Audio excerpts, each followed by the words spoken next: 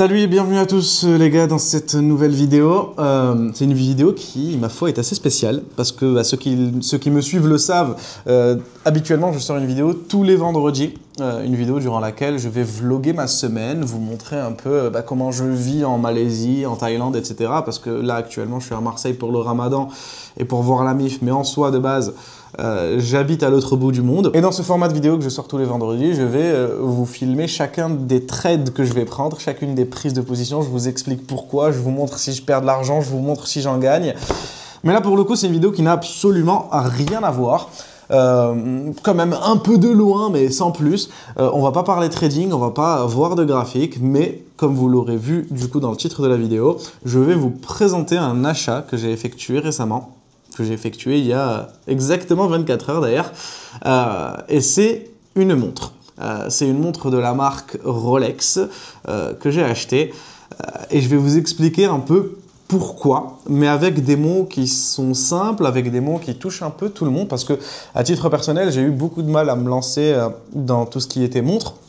Ça n'a jamais été mon dada, j'ai jamais kiffé les bijoux.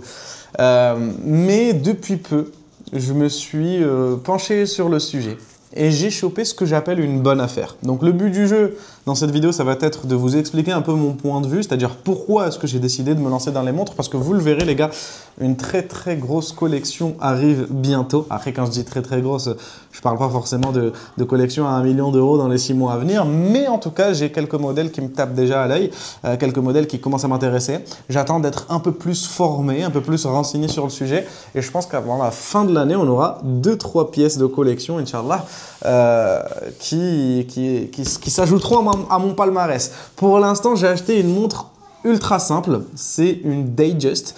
C'est vraiment le modèle d'entrée de gamme de chez Rolex et dans l'horlogerie en général, entre guillemets. Quand tu es chez Rolex, on va dire que tu es un peu en Ligue 1, mais je suis en 31e position, les gars. Je la perds, je me fais éjecter en Ligue 2, vous voyez ce que je veux dire. Donc, comme je vous l'ai dit, de base, je n'ai jamais été attiré par le monde de l'horlogerie. Personnellement, mes premiers 400 000 euros, on va dire, je les ai dépensés plus, je les ai plus investis. Hein. Moi, j'aime bien utiliser le mot investir. Mais bon, pour le commun des mortels, je les ai dépensés en voyage. C'est-à-dire que j'ai fait vraiment le tour du monde, plus de 30 pays, à 21 ans, 22 ans à peine.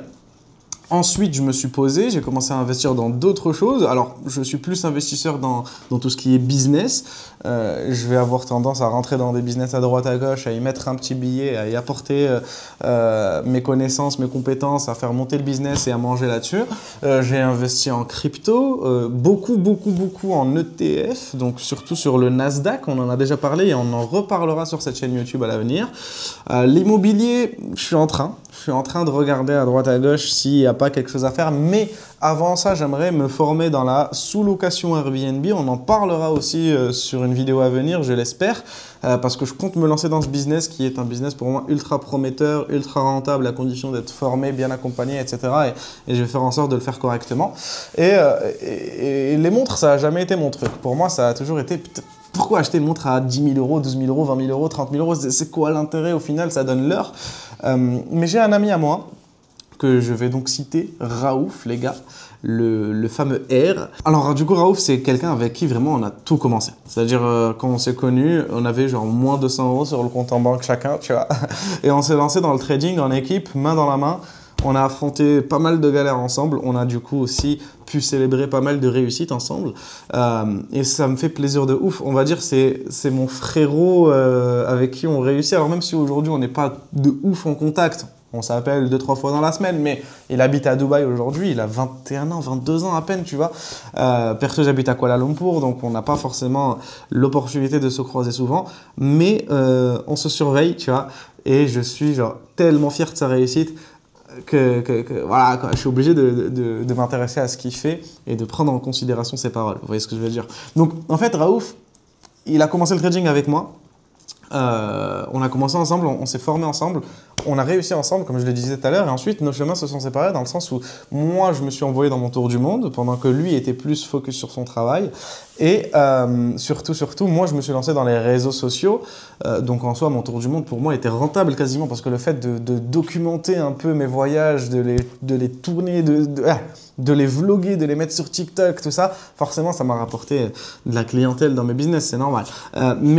Du coup, moi, je me suis orienté sur les réseaux sociaux et lui s'est orienté dans un premier temps dans les montres. Et j'ai jamais compris cette passion pour l'horlogerie, tu vois, jusqu'à récemment, où j'ai commencé à lui poser des questions. Tu vois, pourquoi est-ce qu'une montre prend de la valeur? Et là, j'ai compris que c'était grâce au mécanisme, au savoir-faire. Bien sûr, il y a la marque que tu payes. Pourquoi est-ce que les montres prennent de la valeur? Parce qu'elles sont produites en édition limitée, elles sont produites en quantité limitée, c'est-à-dire que demain, tu as envie d'aller... T'es multimilliardaire, frérot. Tu vas chez Audemars Piguet, tu leur dis je veux une montre de suite, je veux celle-là, ils vont te dire non, frérot. Tu vois, nous, on a une liste de clients. Tu vas devoir commencer par acheter des petits modèles. Ensuite, au fur et à mesure, plus tu vas te nouer d'amitié avec ton vendeur et plus il va te donner accès à des plus gros modèles et plus tu vas pouvoir diversifier ta collection et avoir des exclusivités. Et c'est ça qui crée de la valeur derrière la montre. Pourquoi est-ce que la montre que j'ai achetée vaut plus cher? On en parlera. Pourquoi est-ce que quand tu sors une montre de la boutique, elle vaut instantanément plus cher? C'est parce que toi, tu es un client fidèle, tu es sur une liste d'attente, tu as réussi à obtenir un modèle que les autres ne pourront pas obtenir à condition d'être déjà chez Rolex. Donc en fait, il y a toute une histoire autour du savoir-faire, bien entendu, derrière la montre. C'est une montre automatique dans le sens où, vous connaissez, il n'y a pas de pile dans la montre. Ça tourne automatiquement à l'infini tout seul parce qu'il y a un savoir-faire de malade derrière. J'aime bien aussi me dire que si demain il n'y a plus d'électricité sur Terre, les montres que tout le monde possède vont se dérégler au fur et à mesure du temps. Tandis qu'une montre automatique, si elle est bien entretenue, elle reste bien fixée sur le temps. Bon, j'arrive pas trop à m'exprimer, mais en fait, ce que je veux dire par là, c'est que c'est un peu comme si tu achetais un bout de temps. Tu vois. Donc j'ai commencé à me passionner pour ce domaine. J'ai commencé à regarder les différentes maisons, du coup, Rolex, Audemars Piguet, Patek Philippe, Richard Mille. J'ai regardé aussi des maisons un peu moins connues. Je me concentre sur Tudor qui appartient à Rolex, à Tissot, à plein de petites marques aussi que j'ai regardées. En fait, j'ai commencé à vraiment m'intéresser à l'horlogerie. Et je comprends du coup mieux les différentes complications qu'il peut y avoir sur une montre. Et je comprends mieux du coup aussi pourquoi est-ce qu'une montre peut valoir aussi cher. C'est-à-dire que demain, tu achètes ta montre chez Audemars Piguet. Ce modèle-là n'existe qu'en 50 exemplaires. Donc déjà, offre versus demande. Mais surtout, derrière, il y a tellement de complications que sur une montre, il peut y avoir des milliers d'heures qui ont été passées par un mec qui est là, qui est de travail petit à petit. Maintenant, si tu payes quelqu'un 50 € de l'heure et qui travaille 10 000 heures sur ta montre, en fait, au final... payer 50 000 €, ça se comprend, tu vois. Bref, je vais pas vous faire perdre plus de temps que ça. Alors, comme je vous l'ai expliqué, personnellement, j'ai commencé à me renseigner sur les montres récemment. C'est-à-dire, ça fait quelques mois que je bouffe des vidéos YouTube tous les soirs, que j'essaie de comprendre le pourquoi du comment, que j'essaie de comprendre qu'est-ce qu'un bon investissement, qu'est-ce qui n'est pas un bon investissement. Et cette montre que j'ai achetée aujourd'hui, je l'ai achetée pour plusieurs raisons. Premièrement, on m'a expliqué que derrière la montre, il fallait aussi une histoire, tu vois. Alors, j'aurais pu acheter une montre depuis longtemps. C'est-à-dire, tout l'argent que j'ai claqué dans un tour du monde, les gars, j'aurais pu acheter pas mal de montres. Maintenant, si je l'achète aujourd'hui, c'est un peu symbolique, dans le sens où après mon tour du monde, je me suis posé, je me suis installé en Malaisie, je me suis marié, je me suis responsabilisé. J'ai l'impression d'être devenu un adulte à 23 ans, tu vois. Entre mes 19 ans et mes 23 ans, j'étais un jeune homme qui explorait le monde. Et aujourd'hui, on va dire, je me pose, je deviens adulte et c'est, on va dire, une sorte d'accomplissement dans ce sens-là. Ça vient célébrer tout ça. Maintenant, vous allez le voir quand je vous montrerai la montre dans quelques minutes, mais ce modèle-là fait penser fortement à la Malaisie, à la Thaïlande et tout. Vous le verrez. Donc en soi, ça vient aussi célébrer mon installation en Malaisie parce que vous le verrez les gars, vraiment, la montre rappelle la Malaisie, la Thaïlande, genre en ligne directe. Ensuite, la raison qui fait que je me suis envoyé sur cette montre, maintenant si on enlève le côté émotionnel, le côté accomplissement, le côté qui rappelle la Malaisie, etc., cette montre est un excellentissime investissement. Dans le sens où j'ai chopé la pépite à bon prix et on va arrêter d'en dire trop les gars, on va instantanément ouvrir tout ça. Donc là vous voyez la boîte ressemble à ça. La boîte de l'extérieur est en moyen état. Alors parce qu'il faut retenir, je n'ai pas pu acheter la Rolex en boutique, d'accord? Pour l'acheter en boutique, il faut d'abord passer par un détaillant, il faut acheter des petits modèles de merde qui perdent de la valeur avec le temps, il faut se nouer d'amitié avec le vendeur, il faut un peu de chouper, on va pas se mentir, pour pouvoir avoir l'honneur d'acheter une montre en boutique, tu vois. Alors de base, c'était un peu mon objectif, je comptais patienter et l'avoir en boutique, mais vous le verrez, cette montre, non seulement pour moi, elle est excellente et je trouve qu'elle colle très bien avec ma personnalité et avec la situation, mais en plus de ça, c'est un bête d'investissement, même s'il n'a pas été acheté en boutique. Alors, du coup, j'ai quand même fait en sorte d'acheter la montre full set, c'est-à-dire que vous le voyez ici, là j'ai la facture officielle qui a été photocopiée. Donc là on est sur une montre qui a été achetée à la boutique 7 850 € TTC. Pour ma part, je l'ai acheté 10 000 € et pourtant, croyez-moi que c'est un bon investissement. C'est-à-dire que le gars a gagné de l'argent en me la vendant, tu vois. Avoir la possibilité d'acheter une montre en boutique, c'est avoir la possibilité de fabriquer de l'argent, littéralement. Parce que demain, tu es client de chez Audemars Piguet. Audemars Piguet t'appelle, te dit « Ouais, voilà, il y a une belle montre, elle est là, elle est en édition limitée, tout ça. Est-ce que tu la veux ?» Si tu dis oui, tu l'achètes 80 000 €. En sortant de chez Audemars Piguet, tu as la possibilité immédiate de la vendre pour 100 000, 110 000. En fait, tu gagnes de l'argent à acheter une montre. Maintenant, le but n'est pas de les revendre instantanément, c'est de les garder, c'est de les collectionner, c'est de les porter, c'est de les vivre, tout simplement. Mais demain, il y a une galère. Mais en fait, ton argent, tu l'as placé et très intelligemment. Donc, la personne qui a acheté cette montre en boutique, elle est 100% gagnante. Et personnellement, je l'ai acheté parce que j'estime que je serai 100% gagnant avec le temps. D'accord? Donc, 7 850 €.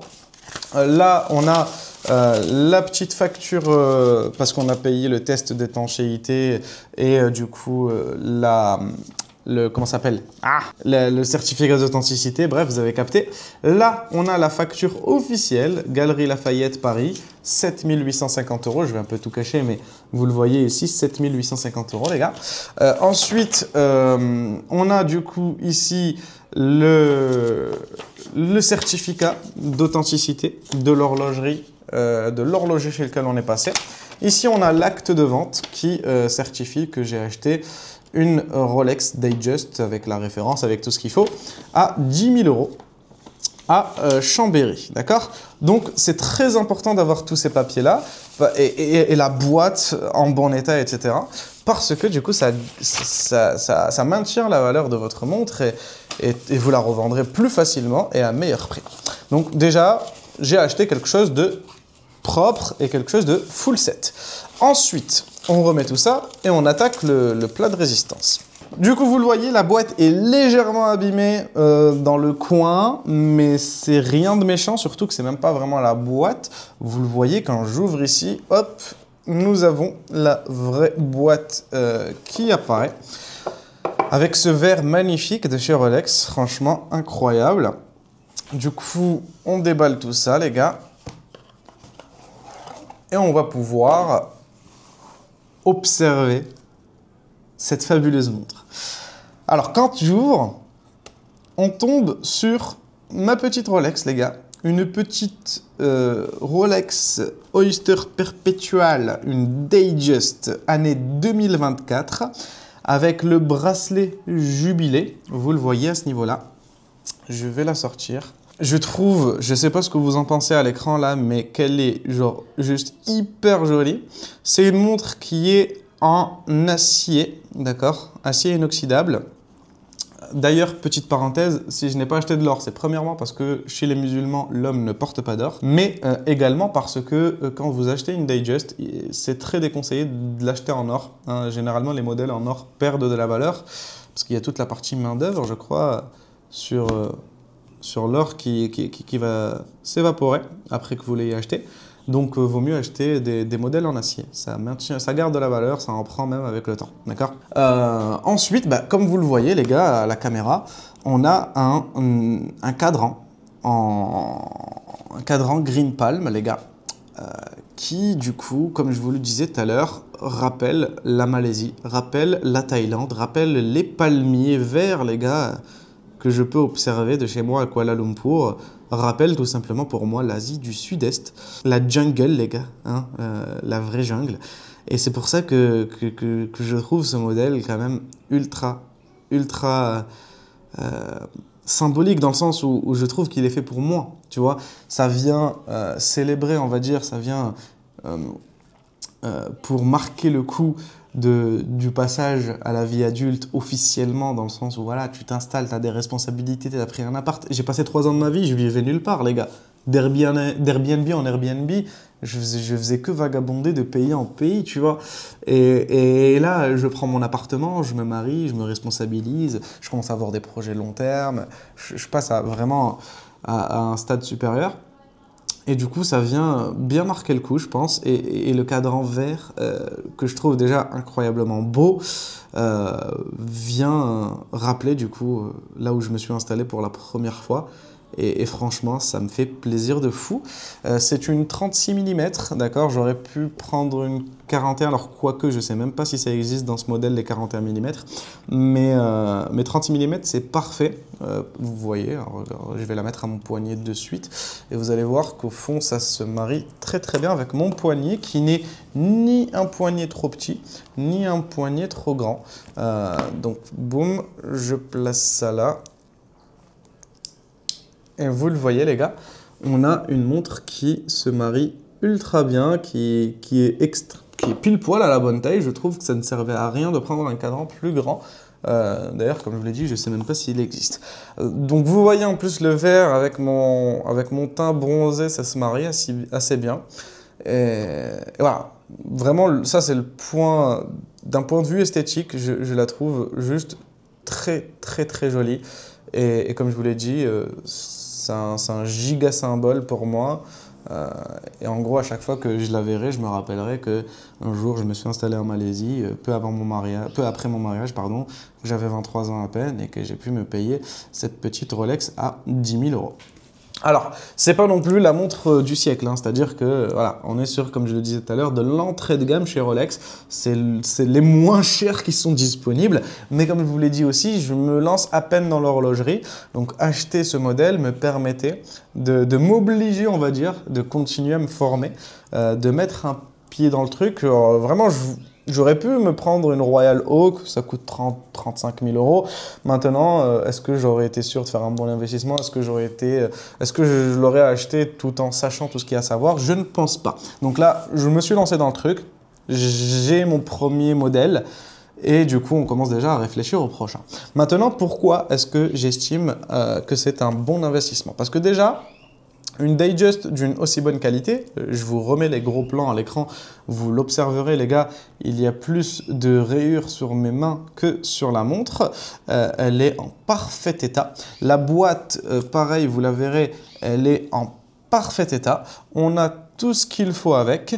Il y a juste la boîte blanche qui, elle, est un peu abîmée, mais c'est rien de bien grave. Donc juste le fait d'avoir acheté une montre en parfait état, année 2024, à 10 000 €, je me dis que c'est déjà pas la pire des affaires. Mais le point qui m'a fait sauter sur l'occasion, parce que ça fait 3 mois que je me renseigne, mais je n'ai pas forcément acheté de montre. J'attendais vraiment de ne pas faire le con et d'acheter un modèle que je ne regretterais pas. Alors, non seulement je ne regretterais pas d'avoir acheté ce modèle pour tout le symbole qu'il y a derrière, tu vois.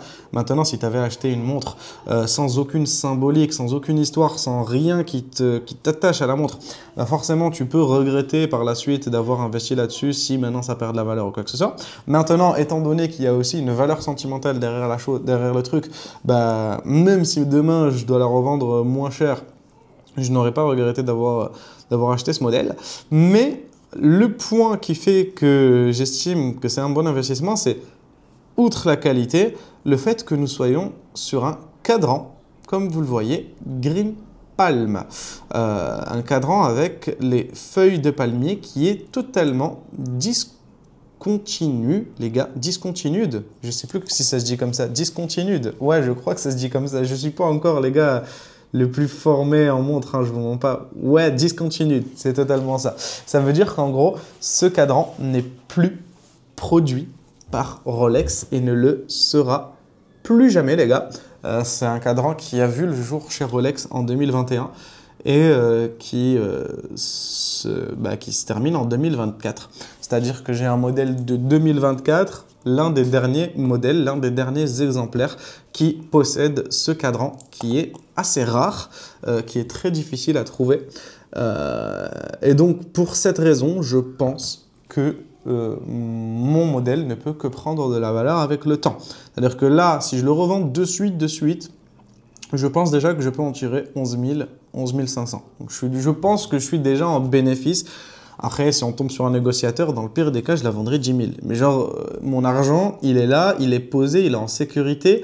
Et c'est bien moins lourd, bien moins encombrant qu'une quicheta, hein, qu'une grosse liasse de 10 000 €. Donc déjà, frérot, à 100%, personne ne me la prend en dessous de 10 000. Mais personne, c'est même pas possible, c'est même pas négociable. Mon argent est là, il est posé, il est en sécurité. Bien entendu, à condition que j'en prenne soin à l'avenir. Mais personne ne va pouvoir brader le prix. Mon argent est posé. Deuxièmement, maintenant, étant donné que c'est une pièce de collection, je pense qu'avec le temps, sa valeur ne pourra qu'augmenter. C'est-à-dire que des cadrans verts comme ça, il n'y en a pas beaucoup dans le monde. Il y en a certains qui ont été achetés par des millionnaires, des milliardaires qui en ont tellement rien à foutre des montres qu'ils ne la revendront jamais. Elle va être posée dans un coin et elle ne sera plus jamais remise sur le marché.